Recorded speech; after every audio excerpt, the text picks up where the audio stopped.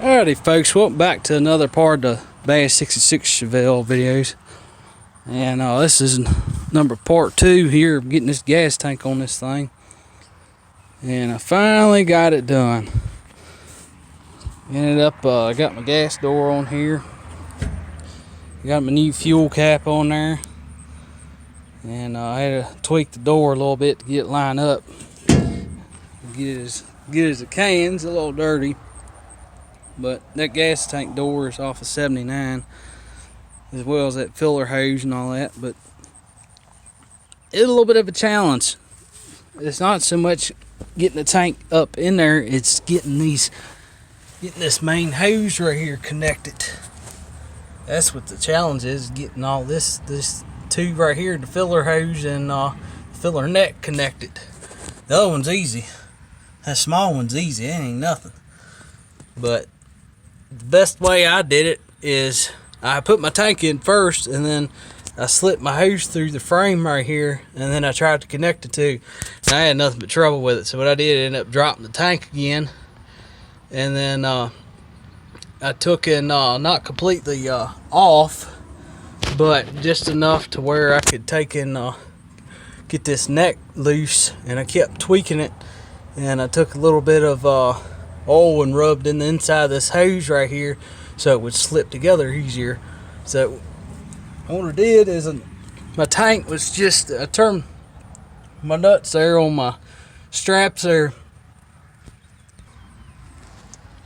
I turned my nuts there on my straps there just a couple turns just to hold the tank on, and I just took and left it hanging just by a couple threads there, and I took a little bit of oil and rubbed on the inside of my hose there. And then I ended up playing with it, and finally got it to go together.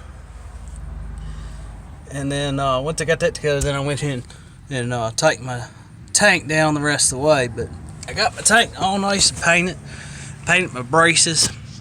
I put that little bit of roofing paper underneath all 4 straps there, so hopefully it'll help prevent from rubbing a hole in it. Because the original stuff, I was comparing that to this roofing paper, and it's almost the same material, I think. But I got all that done. I fished all my wires through. I got everything plugged up, because you want to make sure everything's hooked up before you bolt this tank on for good. But there's a ground wire. This goes to the center unit. I went ahead and fished that through. I got my wire for my actual fuel gauge. I got that fished through. Now I got to hook this up yet. I got to clean the mud divers out of our original plug in here. We got some mud divers in there, but I'll clean that out, plug that up. That way our fuel gauge will work. But you want to make sure you got a good ground connection here too. But the hole was already there, because this tank used to be a dual tank truck anyway, so that's what I'm putting it back as, is a dual tank truck. But got everything cleaned up, painted the braces, got the paper on, so that'll keep from rubbing a hole in it. And same tank, just a regular old, they call it a 19-20 gallon. Got that all together, and got everything fished through real nice. Got my new fuel line on it. Now this ain't the best, but I went ahead and I gotta tweak this a little bit more. This is not permanent yet, but went ahead and run my fuel line through, and I went ahead and put a fuel filter on it right there. And then I got the rubber line running the rest of the way up until you get the main fuel line up there where the front tank used to be. But that's what I ended up doing for now. Just temporarily, I'm going to bend up a new 3/8 fuel line and get a steel line all bend up and put on it. But I'm still going to run that fuel filter on it.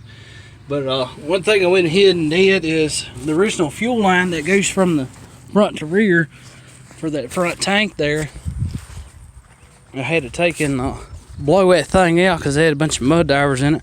So I ended up taking and blowing that thing out. And I took a little bit of fuel wear, and I took a Mountain Dew bottle, put a hole in it, and squeezed it, and that way it would flush all the dirt and everything out of it. But it used to come through this crossman right here, and I took and cut that little section out, because it would have been kind of funny looking to do that.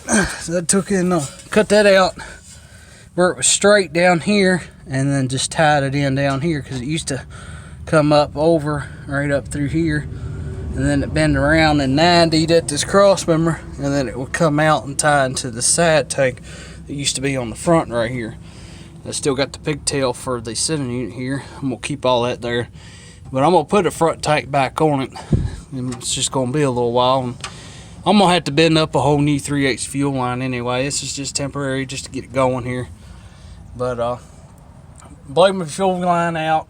Just took an old Mountain Dew bottle, poked a hole in it, and took some fuel, put in it, and just squeezed it so it would push all the dirt and trash out of it. Here's my bottle I used here. I just put a little bit of gas in it, and squeezed it, and hooked it on my fuel line there, and blowed all the dirt and everything out of it. And that thing's full of dirt. I'm glad I did that. But I got all that done, and I'm gonna put one more fuel filter on it, on my right after the fuel pump. That way I'll have one after the tank, and then I'll have one after the fuel pump. So it'll be before and after the fuel pump, and that ought to be enough. Somebody else put this fuel pump on there. I was on there when I bought the truck, but I got it tied in right there to our main fuel line there. I got new clamps on it and put a new hose on it and just tied it over. It used to be I used to have a long hose on it. Y'all look back in the videos there. It used to be a real long 3/8 hose.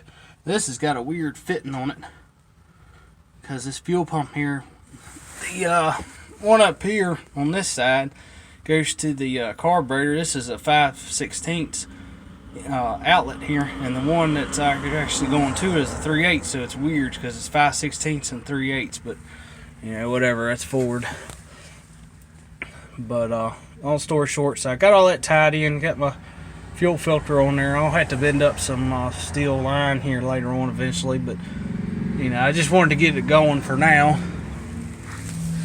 But pop the hood here. But I'm just trying to get it going here. I got to bend up another fuel line here from the pump up to my carburetor here. But got everything tied in. I got it fired up where it will run off the tank now. So now it's run off the tank. I dumped about 3 gallons in it. I'm gonna dump some more in it later, just to make sure everything's not leaking. But the sad part about it is I can't run this truck very long anymore, because one of the freeze plugs had come out of it, and it won't hold water, so I can't run it, you know, but a few seconds at a time. I don't want to get too hot. I mean, the motor's pretty much done anyway, but that's the bad part about it. But anyway, I'm gonna have to eventually. I'm gonna pull this motor out. This is the next project here. I got it where to run off the tank now, and now I got to get to where to hold water. But I'm gonna take in. It's on this side right here. It's the freeze plug right in the middle. I'm gonna see if I can pull this exhaust manifold off and go buy a new freeze plug and throw in it. Because I mean, I'm gonna pull this motor out anyway, but I'd like to at least get where to hold water, because I'm trying to get this thing going enough to where I can get a sticker for it.